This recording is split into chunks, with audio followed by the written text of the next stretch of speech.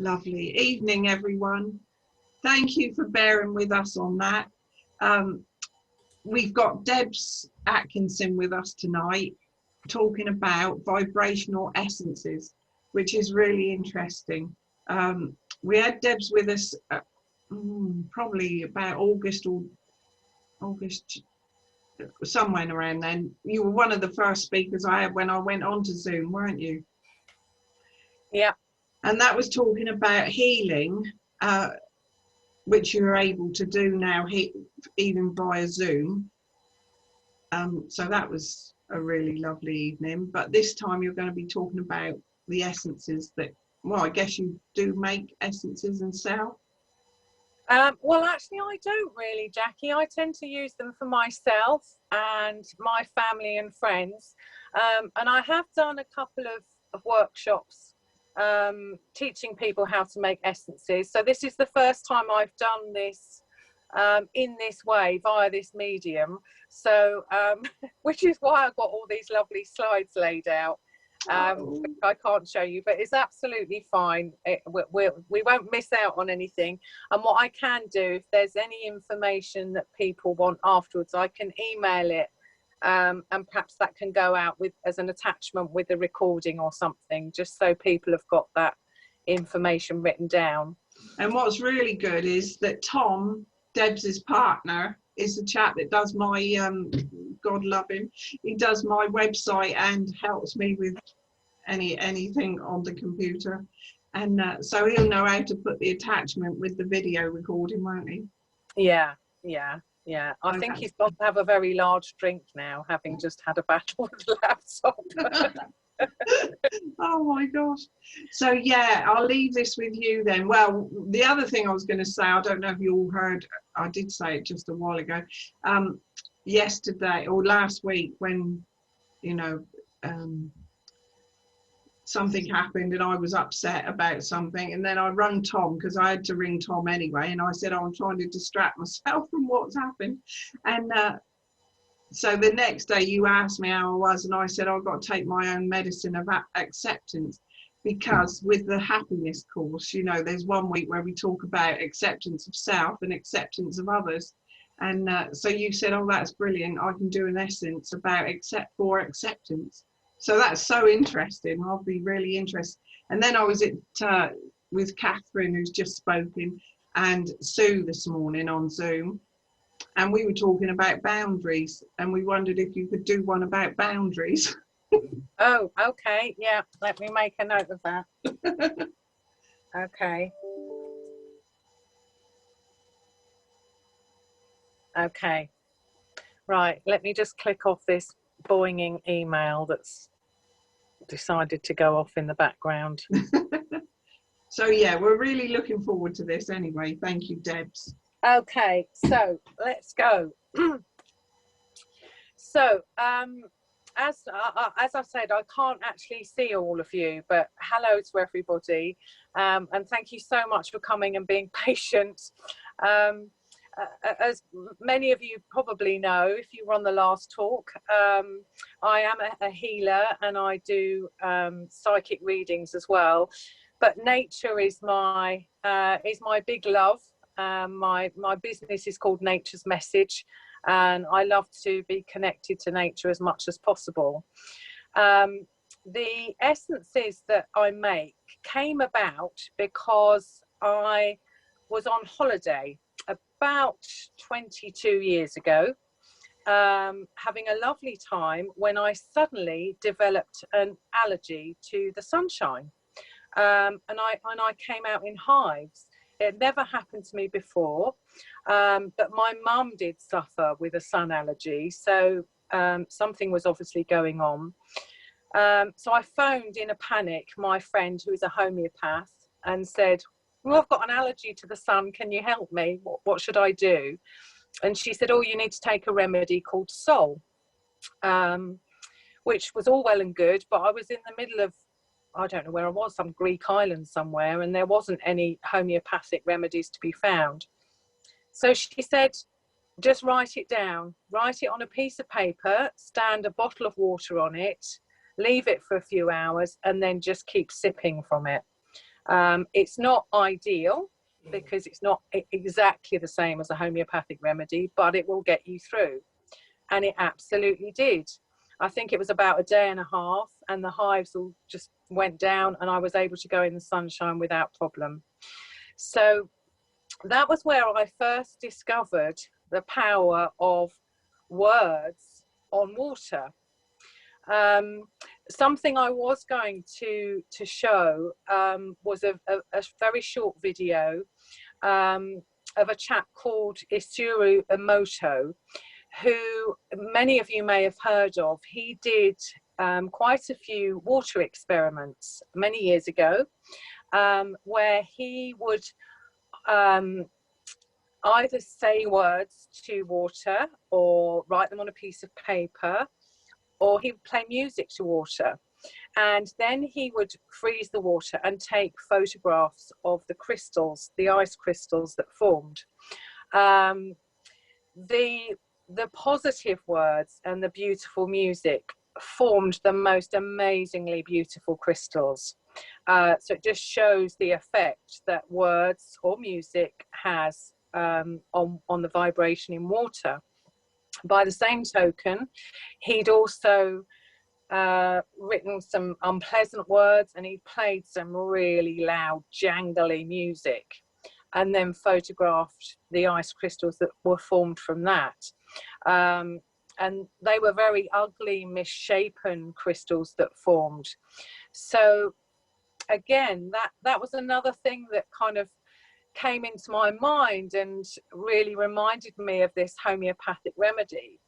And our bodies are made up of between 45 and 70% water. So a large part of our body is water. And we all know the power of words.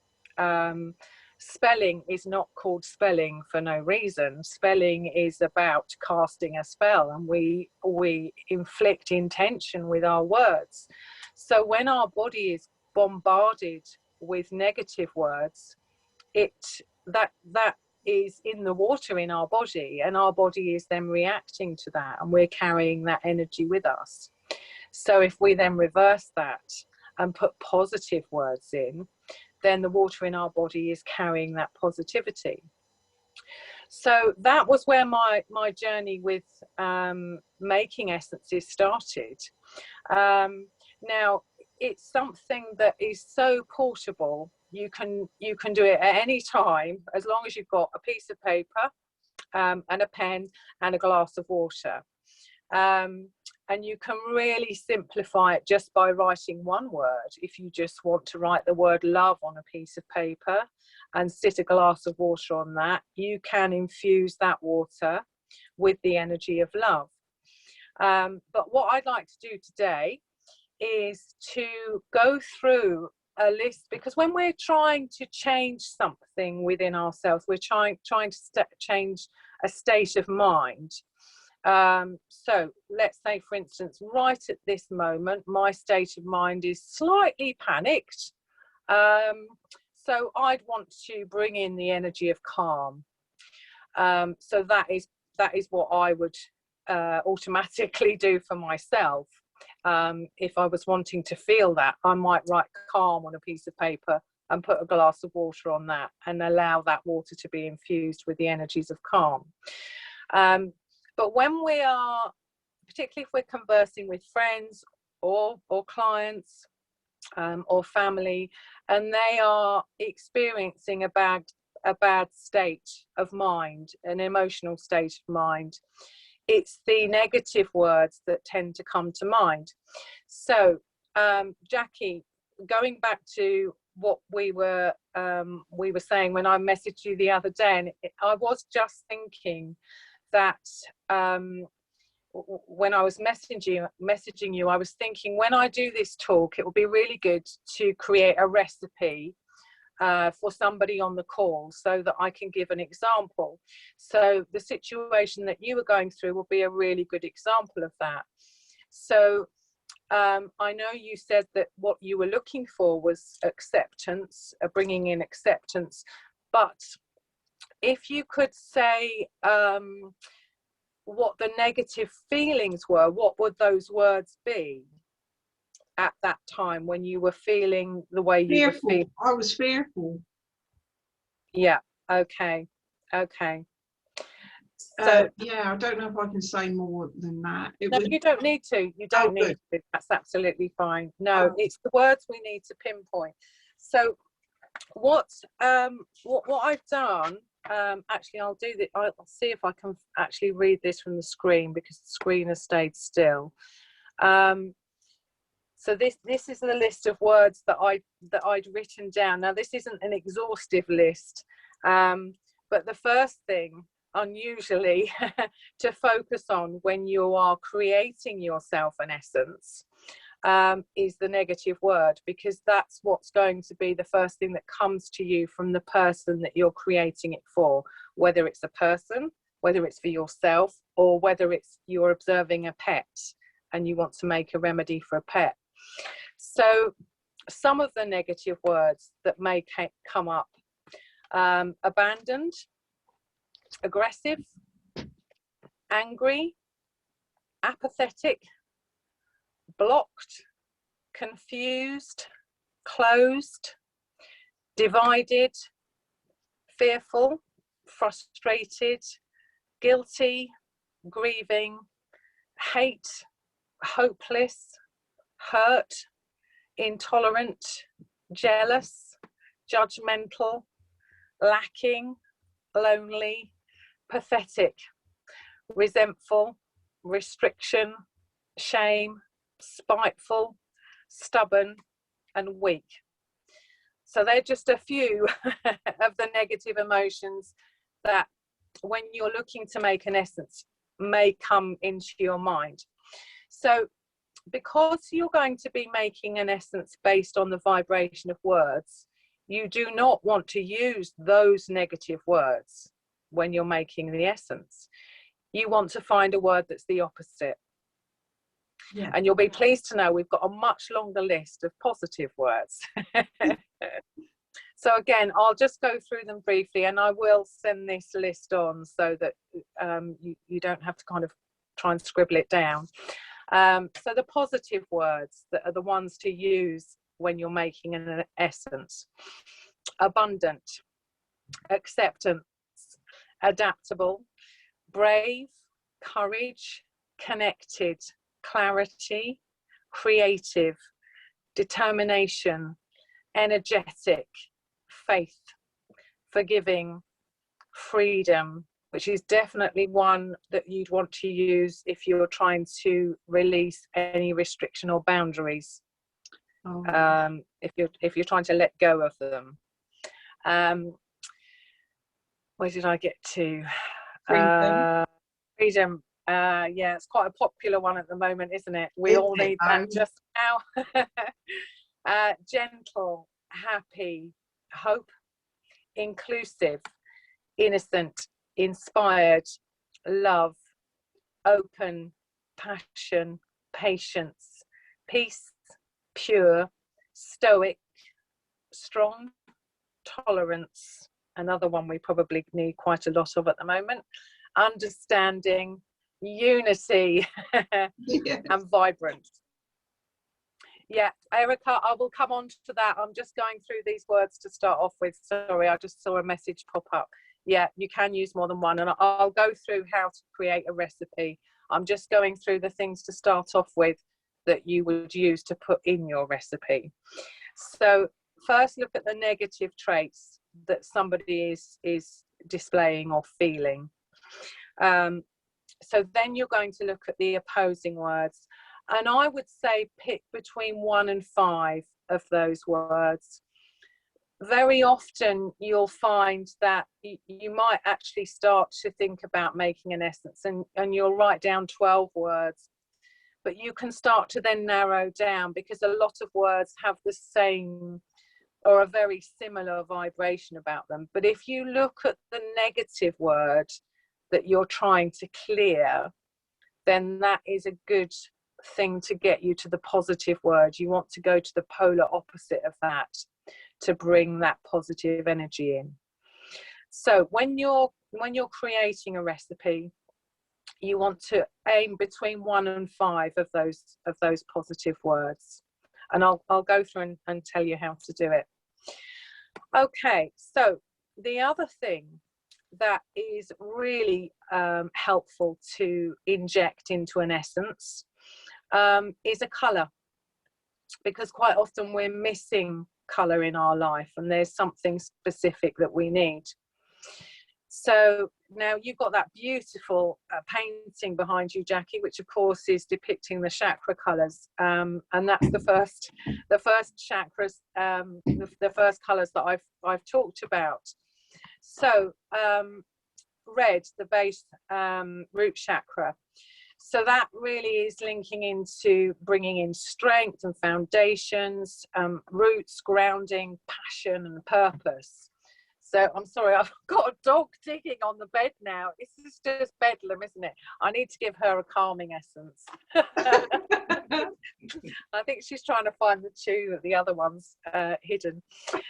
Okay, so if you want to bring any of those energies in, just using the word red, bringing the vibrancy of that colour, writing the word red down is a good idea.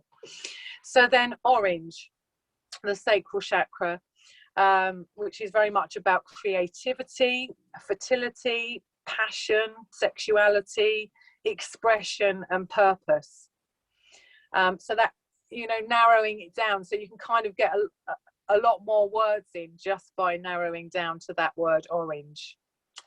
Yellow, moving up to the solar plexus chakra, life force, vibrancy, clarity, instinct, intuition, optimism and soul purpose. I mean, there are, again, this is not an exhaustive list, and it's very important actually just to mention that intuition, and particularly when you're connecting with the person that you're making an essence for, using your intuition as to what that person needs is always a good thing to do. So then moving up to the heart chakra, green, of course.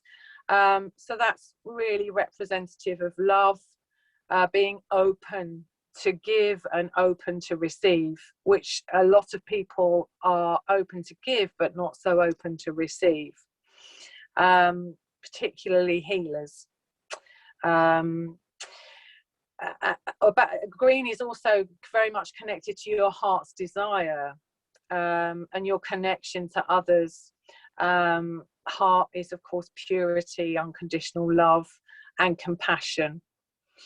And then moving up to the throat chakra, pale blue. Again, that very much is connected to expression and creativity, your ability to speak your truth, to be honest, and again about purity. And then up to the third eye, indigo blue. So that's connecting in with intuition, receptivity, connection to spirit and source, awareness, clarity, vision. They're all words that link in to that colour, the colour of that chakra. And then the crown chakra, sorry, indigo blue was the third eye. Then going up to the crown, violet. So again, that's very much about connection to spirit and source. It's connected to clarity, being open, again, intuition, wisdom and truth. So they're very basic colours, but those colours, the energy, the vibration of those colours carry an awful lot of energy, positive energy. Some other colours that I just jotted down for today that are also helpful is purple, which is a very protective colour. I did make an essence quite a while ago that I called my purple cloak, and that had the colour purple in it. Silver, beautiful colour to bring in for spiritual and angelic connection. Gold, for, again, for spiritual connection, but also gold is very protective. Just the color white, purity, very simple, but it's a very pure, cleansing color to bring in. And you can also, if you want to bring in a multitude of colors, just bring in the word rainbow for when all colors are needed and there's joy and vibrancy needed in someone's life. Nothing more vibrant than a rainbow.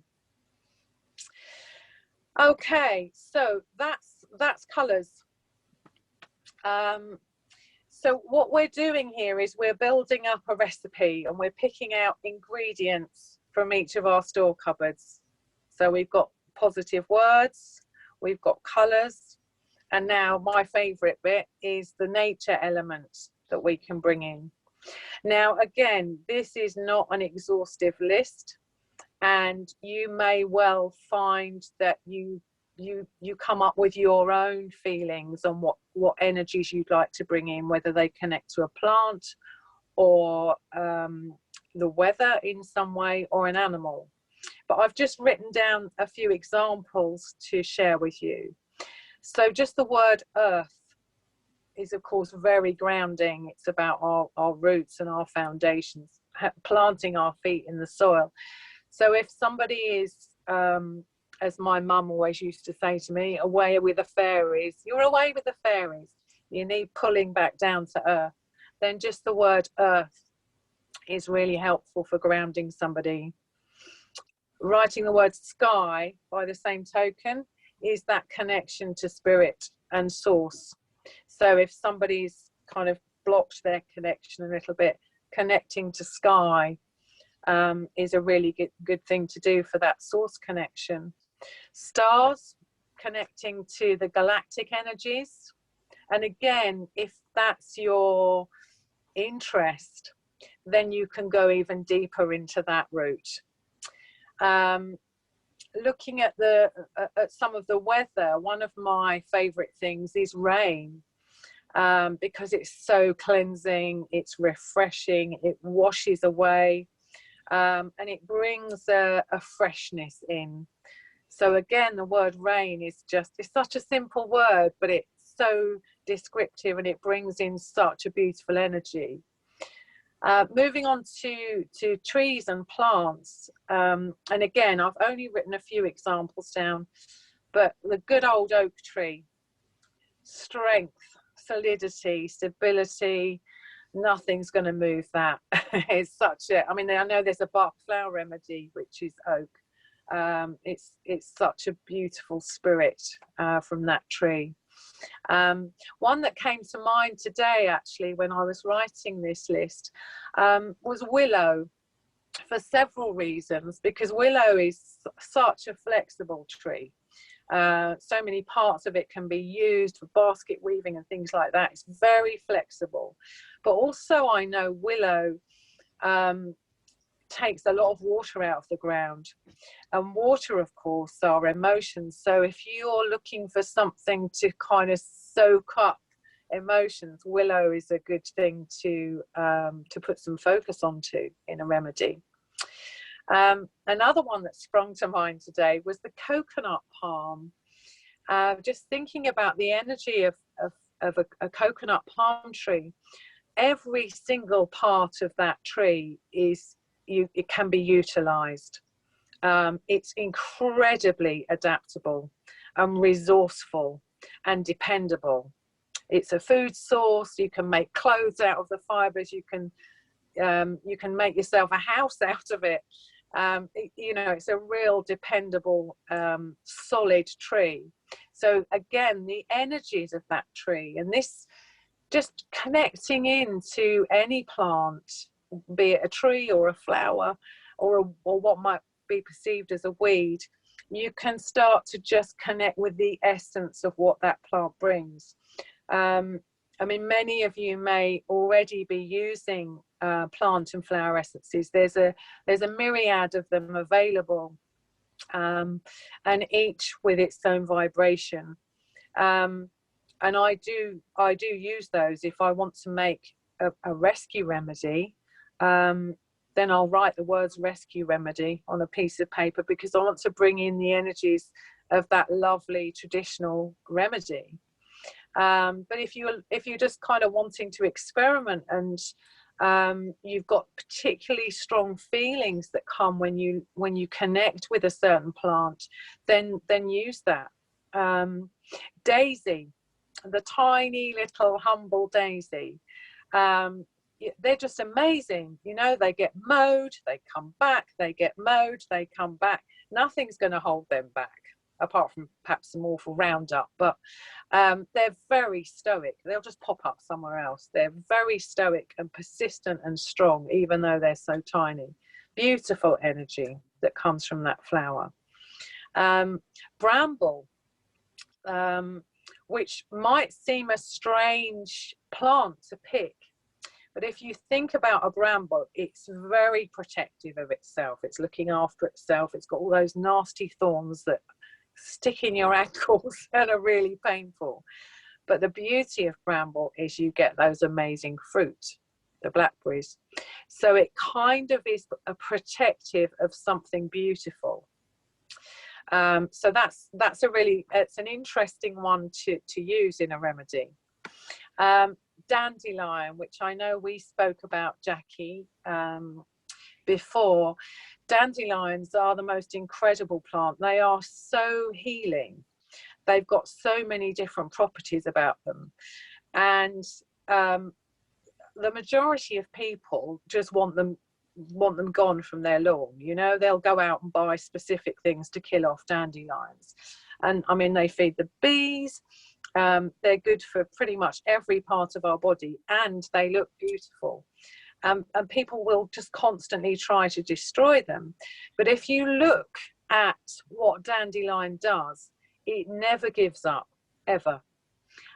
You can see car parks that are just, you know, made of concrete, and there's the tiniest little cracks in the concrete, yes, and up a dandelion will pop.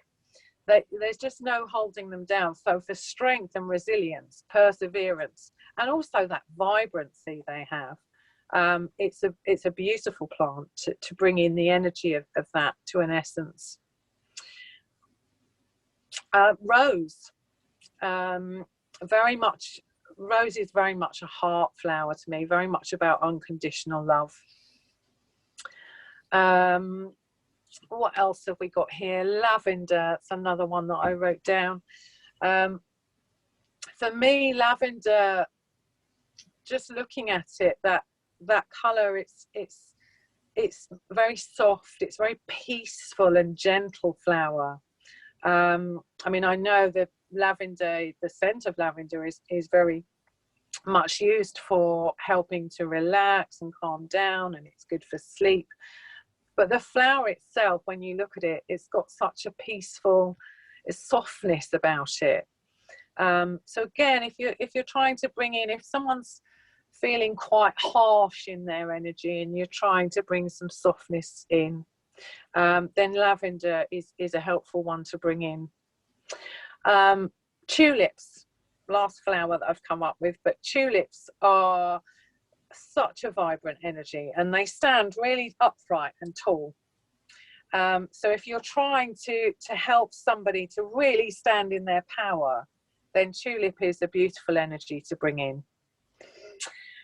Just going through now just a couple of birds, because the energy of bird. Can I just say before you go on, can I ask you about stinger nettles, Debs? Yeah. Stinging nettle. Well, similar to bramble actually, because it's got that spiky edge to it, hasn't it? Yeah, they're such a source of nutrition. That's what I thought. I've heard that before. That's what I thought I'd just ask, because the thought of it is not that great, is it? But I do know it's really, really good for us. Yeah, very good. Makes lovely soup.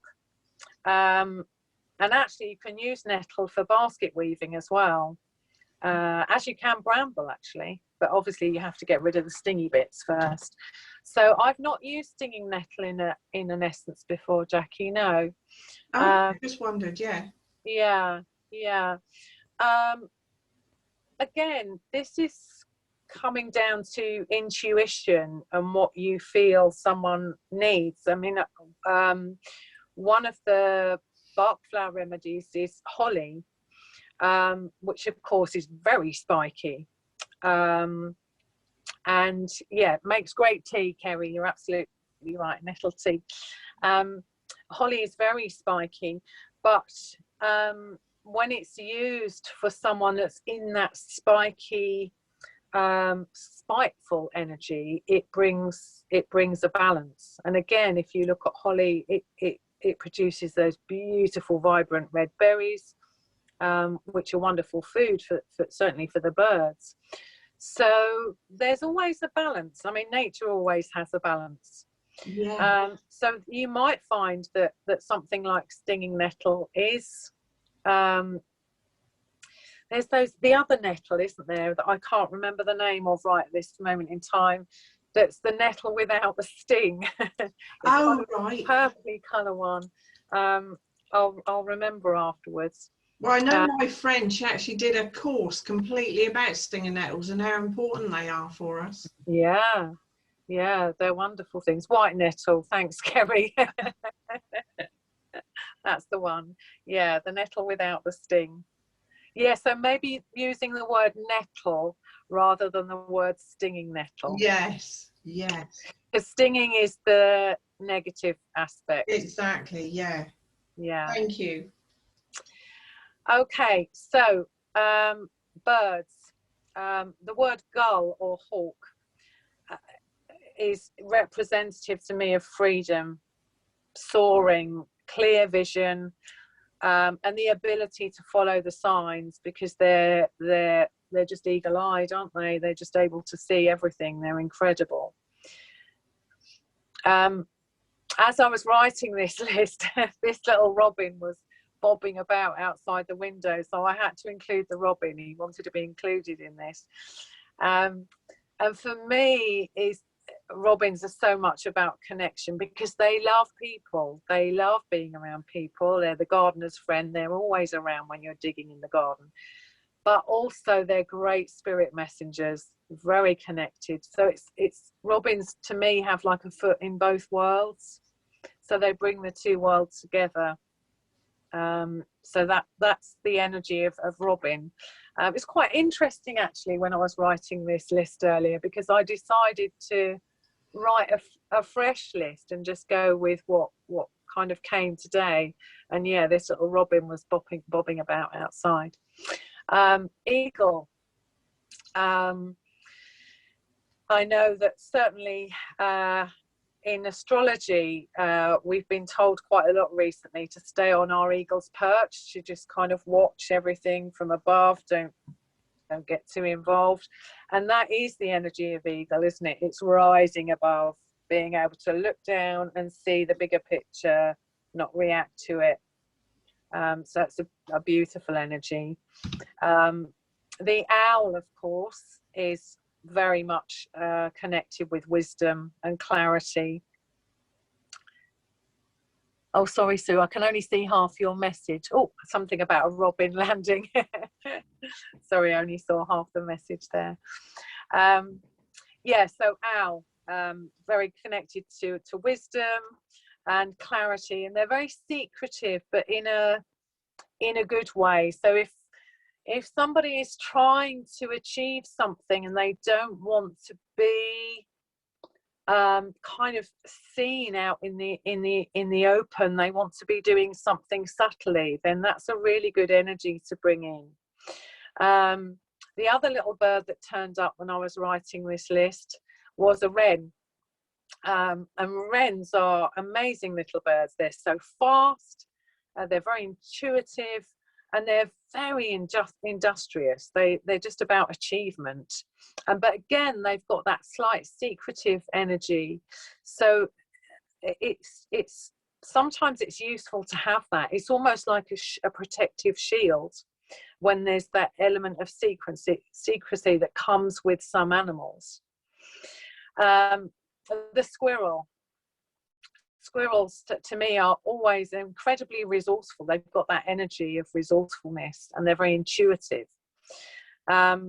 their hair, of course, which is a very typical spiritual connecting energy, particularly with the moon. So they're very connected into the moon and the rhythms of nature. And again, hares have that kind of slightly secretive nature. And another one that came to me today, which might sound a bit odd, but if you think about the energy of a cow, cows are one of the most peaceful animals. Certainly if any of you live in the New Forest and you get out onto the New Forest and you go and find a herd of cows that are wandering around, they are just gorgeous. I love their energy. They're so gentle. They're very tight-knit, familial animals. They love their family. They're very much about love. So I just find that a really beautiful energy to bring in if somebody is missing those elements and you want to bring those in. We're nearly there. Badger is another one that came up, because badgers have got a bit of fire about them. They've got a bit of feisty energy, and sometimes we need that fire energy. And they're feisty, they're strong, and they're very protective. Opposite to that is rabbit, which for me is a very soft energy, very maternal. They're very giving and very nurturing, and they look after their babies, so they've got that beautiful soft nurturing energy. So again, this is not an exhaustive list. This is just an idea of some of the things you can have in your ingredient cupboard when you come to create your recipe. Just briefly, something that I have done in the past is to make an essence at the change of the season, because sometimes we can struggle a little bit when there's a change of season. It just sort of throws us off, particularly when the clocks change, and it kind of throws out our routine for a little bit. So making an essence to help yourself or somebody else with that change of season is a really lovely thing to do. So a spring essence contains renewal, regeneration, fertility, the energies of nurturing, sowing seeds, excitement, also tempered with patience, and the beginnings, new beginnings energy that comes with spring. An essence for coming into the summer season is about being bountiful, being abundant, the energy of sunshine, a really simple thing, the energy of strength, and also balance, because even though the word summer, the season summer, brings in that energy of constant days of sunshine, we also do have that lovely summer rain that comes in, and we have the thunderstorms. So it's a really good balancing. The energy of the word summer for me is very balancing as well, because it has those two opposites. Autumn, of course, is very much about being bountiful, taking in our harvest, taking stock and preparing for the winter ahead. So it's quite an industrious time. So those are good energies to bring in for autumn. And then, of course, in the winter, we're going into hibernation mode, which is what nature does. Us humans tend to not be allowed to do that quite so much, because we're conditioned to keep going and keep working in a normal way. But our body, of course, is reacting to the rhythm of nature. So an autumnal essence to bring in the energies of recuperation, resting, reflection, and processing everything that's happened in the first 3 quarters of the year. And also, for me, winter brings in the energy of trust, because there's a trust that, yes, there's this period of hibernation and reflection, but once again, the spring will come. So those are just a few things to have in your ingredients cupboard, and I will, as I said, I'll just send those lists so that everybody can have those. There are other things that you can bring in to an essence. Crystals, of course, the energy of crystals, particularly if you are very familiar with the energy of crystals. I mean, I love crystals, I'm surrounded by them, but I can't remember what most of them do, to be honest. So I don't tend to use crystals because I don't particularly know exactly what they do. But if that's your thing and you're knowledgeable about crystals, then just writing down the name of a crystal, of course, is bringing in, you know, energies that person might need. Symbols are also a very good thing to use. I know there's Reiki symbols. There's a huge variety of healing symbols of different kinds that you might have studied. You might have some symbol cards, but you can just, you know, use a symbol as well in your recipe. So for me, it's that those are the kinds of things that I tend to be drawn to, but that's because that's who I am. So when you're making an essence, you just find what feels good to you and what you connect with and what you're knowledgeable about and what you're intuitive about. Just feel into what somebody is going through, whether that's yourself or somebody else. Just feel what they're going through and start to pick out of your ingredients cupboards what you think that person will need. So to actually make an essence, does anyone want to ask anything actually before I go into making an essence? You might well be going to explain it, but where you've said about the negative word, is that so you're not burying the negative of it? Do you have to use the negative word? No, I never use the negative word in a recipe. You can use the negative word if you want to call, so we're going to go through that. We're going to come on to naming your essence. So you might want to give somebody an essence and you might want to just call it something really simple like release guilt.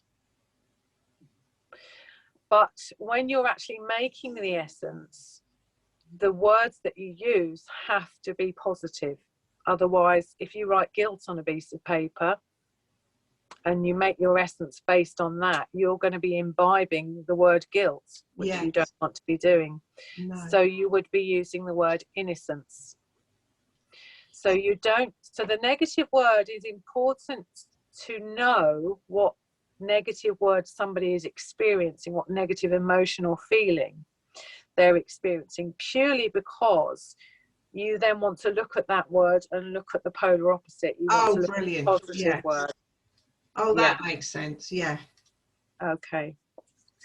So when you go on to making Sasha, sorry, is Sasha asking a question? I can't see. Yes, yeah, I'm here. You can probably hear me. Hello, here. Hello. Quick question. If you're making an essence for someone else, do you make it, do they drink it? Or do you make it with the intention? Yeah. No, so you give it, I'll go through all of that, Sashi. Yeah. Yeah. Cool. Yeah. Okay, so this is how this is how you actually make it. So the first thing to do is have your piece of paper and you write down essence for Jackie or Sashi or whoever it is you're making the essence for, including if you're making it for a pet. So if you're making it for an animal, you can write the animals down. So it's just the intention that that essence is for that being, that particular person. Then you look at the negative traits. So if it's a friend and you've had a telephone discussion with them and they've said, oh, I'm just having such a bad day, I'm feeling really stressed, I'm feeling overwhelmed, I feel really ashamed because I've not been able to do what I said I was going to do, whatever it is, pick out those negative words and write those down, not on your clean piece of paper, have those beforehand. And then on your clean recipe piece of paper, you look for the words that are opposite to that which the person is experiencing. So for somebody that's stressed, overwhelmed, feeling ashamed, you're going to write the words calm, peace, innocent, good one for the opposite of shame, purity, and definitely some love in there.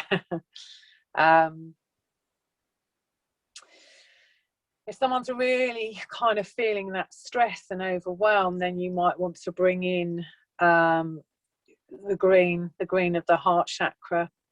Again, it's really dependent on the person that you're doing this for. If it's for yourself, sometimes it's a little bit harder to intuit exactly what you need, because we do tend to get in our own way.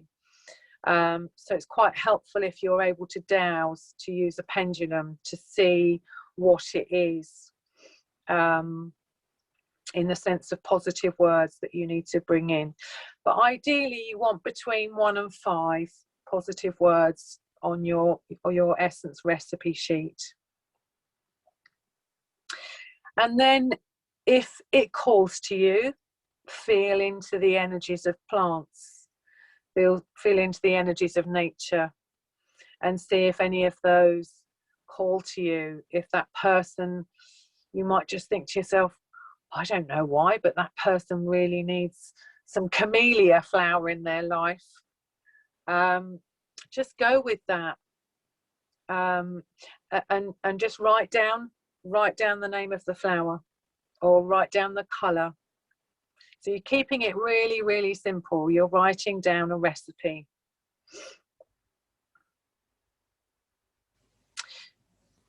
And then if you want to bring in the energies of any crystals or any symbols, or if there's anything else that I've not mentioned that's a particular connection for you that you just feel that person really needs, as long as the word you are writing down is a positive word, then feel free to include it.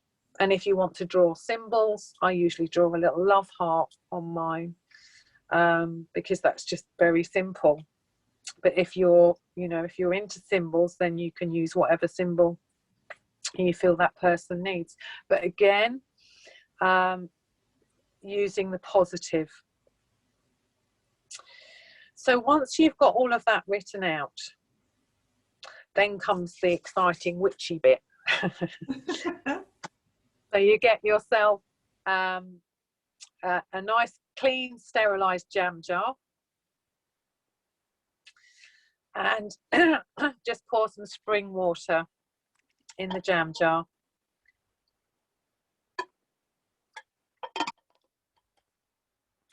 And then depending on what the weather's like, where you live, depends on where you decide to make this. I always make leave my essence to brew outside, because I want nature to be a part of that. Now, bearing in mind that your clear glass jam jar, make sure the jam jar hasn't got anything written on it. Bearing in mind that your clear glass jam jar is going to be the water in there is going to be infusing the energies around it. You don't want to put your jam jar in the middle of your child's playroom where there's going to be screaming and shouting. You want to put it somewhere where it's going to be peaceful and where it's able to soak in the vibration of the words. So find a spot where that you're going to put that. Get your recipe and fold the paper up and put it underneath the jam jar. The ideal time is about 6 to 8 hours. You can actually make an essence in a couple of hours, or you can certainly If you're just using one word, going back to the beginning, if you just want to write calm on a piece of paper and put a glass of water on that, then leave it for a couple of hours, and then you can start to sip. And the vibration and the energies of those words will have gone into that water. So you'll be drinking in that vibration. But ideally, you want to leave it for a bit longer. Another thing to bear in mind, if you're able to, if you've got some, you're not doing this in a rush, is to look at what the weather is doing. Because if you're making an essence, let's say you're making a release essence, so releasing attachment, releasing grief, whatever it is, then to tie that in with what the weather is doing is a good thing to do. So a windy day or a rainy day is really good if you are focusing energy on helping somebody to release something. It's not always an opportune time, the weather doesn't always do what we need it to be doing, but if you can, use the weather, because the energies that are going on around that jar, around that water, the vibration is going to be picked up on. So once you've left that, again, depending on how quickly you need to do this, I actually really like to leave my essence out overnight, so that I like to make it in the afternoon, so it gets some afternoon sunshine, and then it gets some moonlight, and then it gets the sunrise, because it just feels good to me to do that, to bring in all of those different energies. But once it's ready, actually, I'm really sorry, I've missed a step, because when I place that jam jar on that piece of paper underneath that tree where I'm going to leave it, I always say, please infuse this water with the energies that Jackie needs. Whoever it is you're making, I just state their name and just put my intention that this essence that I'm creating is for that person, for their highest good. Yeah, I don't think that's particularly an essential thing to do, but that's something I like to do, because I talk to, I kind of like to talk to them, and I talk to the trees and things. So it's a nice energy to bring in. Okay, so when you come to collect your essence and take it back indoors, so you've got your jam jar, the ideal place to store an essence, if it's going to be an essence that's going to be used over a few weeks, is a coloured bottle, brown. Most essences and tinctures come in a brown bottle, and that is because the brown is going to stop it collecting anything else. It's going to stop any other vibration coming into it, so it's then sealing the energy that's in that water. Once you put it into a coloured bottle, it's sealing that energy in. So now I'm most of the time I preserve my essences with apple cider vinegar. You can of course use alcohol, you can use brandy, or you can use just neat vodka. That's probably the one with least flavour. I started using apple cider vinegar because a lot of the essences that I was making were for rescue animals, and I didn't really want to give alcohol to rescue animals. So I researched and found that apple cider vinegar is a really good preservative, to enable that water to stay safe for longer. And apple cider vinegar, of course, has its own health benefits for people and animals. So for children and animals, apple cider vinegar. And if you've got somebody that doesn't want to drink alcohol or can't drink alcohol, then it's a really good alternative. So you then want to get a little I'm just coming to that. When you want to get a little measuring jug, someone just asked how much alcohol. So it's 70% water, 30% alcohol, or apple cider vinegar. So just to, I mean, I've always got essence left over in my jam jar. I always put too much water in because I'm quite clumsy particularly with jam jars. I might spill some, so I always put a bit of extra water in. I don't measure out the water when I put it in the jam jar, but I do then put it into a measuring jug and measure 70 of water, pour that into my brown bottle, and then 30 of apple cider vinegar or alcohol, and pour that in, and then seal the bottle. That will keep for it'll easily keep for about 3 months with that ratio. You can, if you want to keep it for longer, you can increase the alcohol content.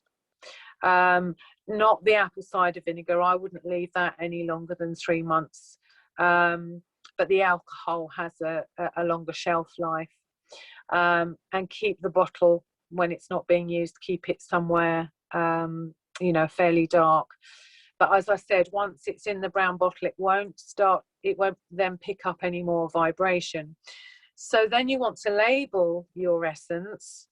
So on your label, if you do want to use a negative word, so as I was saying, like release guilt or release grief, you can write that on the label, because that the energy of that word isn't going to go through the brown glass. But it's quite good to have fun, I think, with naming your essence, particularly when you're making one for somebody, a friend or family member, somebody that you love, and just focus on what energies you've been trying to bring in for them with this essence. So a survive and thrive essence, or my purple cloak, as I was talking about earlier, for a protective essence, or a connect to the sky essence. Just use your imagination, and you can call your essence whatever you like. When it comes to dosage, traditionally, I think the Bach flower remedies were 7 drops. But actually, many years ago, I read something that Rudolf Steiner had written, and he was talking about flower essences, and he suggested that 9 drops. And for some reason, I've kind of been quite drawn to that. And 9 feels better to me, so I always recommend 9 drops. As a general, when you're trying to bring in new energies and change emotions and feelings, up to 4 times a day, 9 drops. If it's an emergency situation and you've created something along the lines of a rescue remedy, somebody is perhaps suffering with panic attacks, then it's fine to take that a couple of times an hour, because you're not going to overdose, well, unless you've got lots of alcohol in there, or you could just drink the alcohol. But you're not going to overdose if you have 9 drops 3 times an hour. It's not going to do you any harm. The wonderful thing with vibrational essences is that it's not strong enough to cause a problem. You're not going to have a reaction or a side effect. Oh, thank you. Sorry, that message flashed up and then when someone's just got to go. I'm really sorry it's got so late, I know, but hopefully she can catch up on the recording. So, okay, so I think I've covered everything.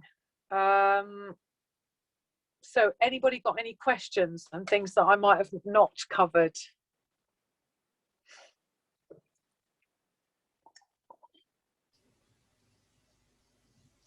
What about putting a number in there? Is it worth putting a number in your recipe?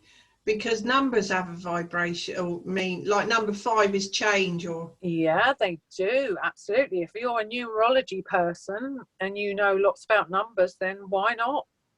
Absolutely, Jackie, that's a really good idea. Yeah, just something you said made me think of that. yeah, that's what I'm saying. You know, we all connect with different things. So there's things that you know, people on here will have thought about that wouldn't have occurred to me. So yeah, I mean, the only limit really to how these can be used is our imagination. So yeah. Absolutely. Sashi's got another question, I think. Yeah, me again, sorry. Lovely, yeah, good. No, what I was going to say was, Debs, you said that you prefer to use 9 drops and you don't know why. But from a numerology perspective, the number 9 is associated with unconditional love. And it has the vibration of every other number in it. So it's a very spiritual number, and it's pregnant with love from above. So that's how it's known, pregnant with love from the heavens. So that makes sense. That makes sense. And I would definitely put numbers in for me. Yeah, it never occurred to me to use numbers, but that's really interesting about the 9. Thanks, Sashi. I didn't know that, but it really felt good to me to use 9. Yeah, so good. Yeah. Oh, Makes wonderful. sense. Thank you. Catherine. Yeah. Hi, Debs. So if you're making this this essence, how much water do you start with? Because, you know, I would normally kind of do a pint of water, and then obviously I'll be, you know, drinking it forever. But is it a smaller quantity that you start with? If you're making it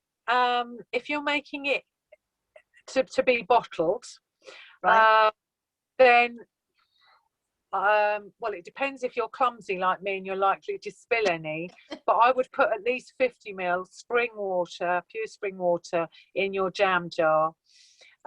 If you're making it in a hurry and it's not one you're going to keep, then you can just stand a glass and just, you know, well, this isn't any good because it's got leaves on it, but, you know, just stand a glass of water onto your piece of paper, put a little bit of paper over the top of it so flies and dust don't land in it, and leave that for a couple of hours, and then you can just sip from that. You can do the same thing actually with your dog's water bowl.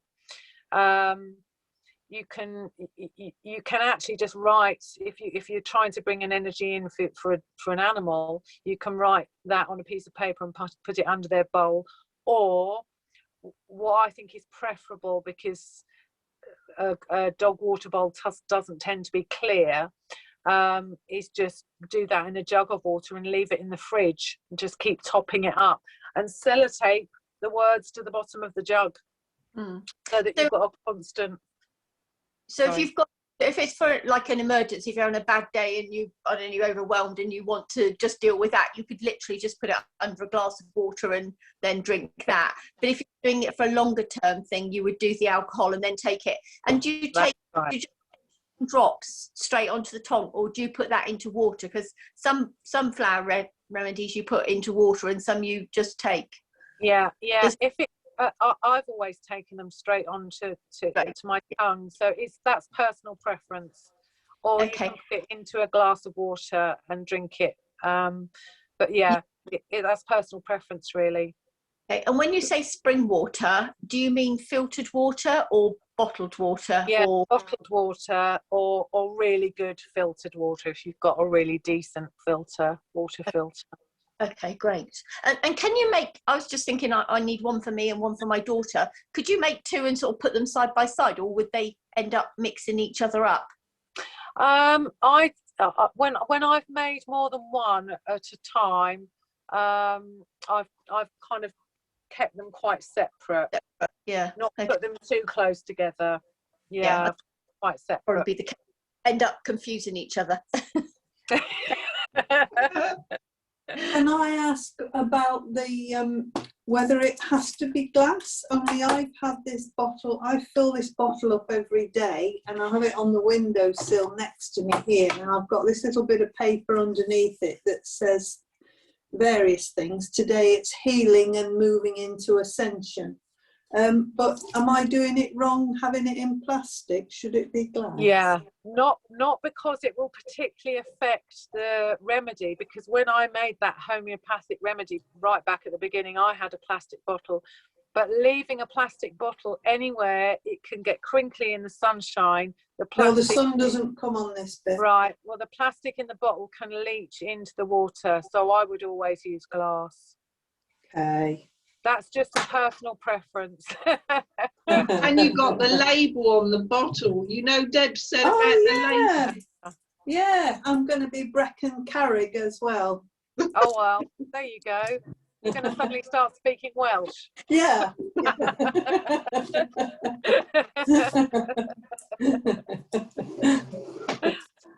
Any other questions, anyone? That's been so interesting, Debs. Just unmute yourself if anyone does want to ask anything. Jackie, can I go? Rowena? Yes, lovely. Hi, Rowena. Hi there. Thanks, Debs, for that. With the essences, that your quandary about whether you do it neat or whether you take them in water, it's always been my understanding that if you take them in water, it gives you a much longer lasting effect. Right. Because it spreads it out through the whole glass. Rather, I mean, you can do either, don't get me wrong, you can do either, but they have a different property to them. Yeah, that makes sense. Yeah. And if it's similar to the Bach flowers, you can also put them in the bath. Yes, you can. The other thing that I've done with them is I've made sprays. I've mixed I've made the essence, and then I've mixed it with essential oils, and I've used a carrier. I ordered it from a natural soap company, and I can't remember the name of it.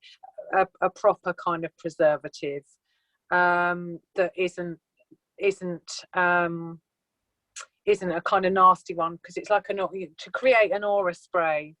There's something that helps the essential oils mix with the water. I can't remember the name of, but I've used that a few times and made some sprays so that you can use them for aura sprays or room sprays. And yeah, absolutely, mix them in the bath and mix them with some essential oils that are also carrying the energy of what you want to bring in.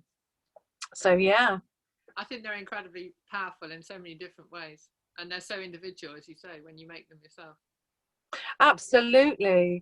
And I've always used vibrational medicine. I've always responded really well to homeopathy. It's been so helpful, and all the flower essences.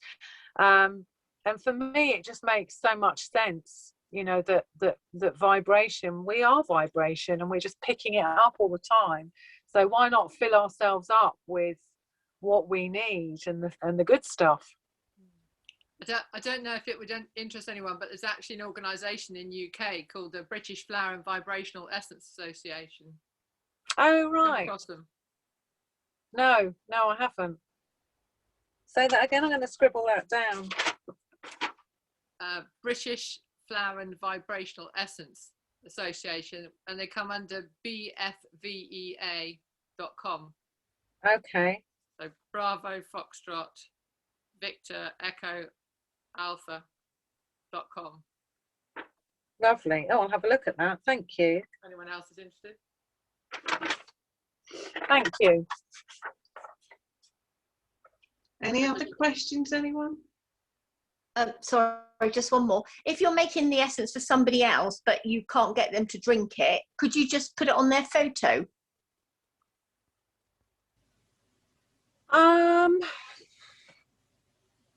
Not tried that, Catherine. Okay. I don't see why not. It is intention, I guess, is it? Yeah, absolutely. Yeah, I don't see why not. Yeah, give it a try, see what happens. As I say, I've not done that. But having said that, I've written someone's name on a piece of paper and stood a crystal on that piece of paper because I want to send the energy to that person. So why on earth not? Yeah. That's what I was saying about the only limits with this really is our imagination, and we kind of get, you know, if we know something and that's the way we do it, we can kind of get a bit stuck, can't we? But it's only when people ask questions that you start to think, well, actually, yeah, why is that not possible? And I think as long as you say, like you said, when you put it there for the highest good, that you were doing it with the right intention, then in theory it should work, shouldn't it? Absolutely. Yeah. That's lovely, actually. It's like distance healing. I mean, if we believe that works, and I do, it's that sort of thing, isn't it? Yeah. Intentions goes a very long way, doesn't it? Yeah. Yeah, well, don't we have to do the double check that the person actually wants the healing as well? If you're saying for highest good, for their highest good. Yeah. Yeah. Because sometimes you're not supposed to interfere, are you? And other times you've got carte blanche and you can interfere. But I think you've got to add that as a kind of a pre-thing. Yeah, if you're doing it without someone's, I mean, I've not sent an essence without someone's, agreement. Yeah. Yeah. It's important to get that. So when you said about the essence for me about acceptance. Yeah. So the words that you came up with, Jackie. Let's have another look at that because I did. Right, was fear really, wasn't it? Yeah. Okay, so I mean, just writing down the word, I would absolutely write down the word acceptance. Yeah. I would also add the word forgiveness in, because there's probably a tiny bit of the opposite of that, a little bit of anger. And definitely bring some love in for yourself as well. Yes. The word love. And maybe the word tolerance, actually. Yes. Bye, Renee. Sorry. Bye, Renee. Bye. Yeah, so maybe those, Jackie. And then maybe just because of the situation, and I'll maybe bring in a bit of heart energy. So I'd bring in. I was thinking of green, the heart energy. Yeah, the colour that I'd need would be green. Yeah, because you need some comfort. Yeah. Lovely. It was just to get an idea of, say, using that as an example, really, for anyone that's thinking of anything. Yeah, absolutely. Yeah, don't be frightened with using these because I don't really, unless you use a negative word, which you really don't want to do when you're writing your recipe, I don't think you can really go wrong. It's so gentle. So don't be frightened to experiment and try different things and just do what feels good for you, for the person that you're making that for. And I think with Mr. Masura Emoto, he did he fold the paper up? It doesn't matter, does it? It's the intention again, because I think he always had the word, it was actually stood on. Yeah, he just used one word.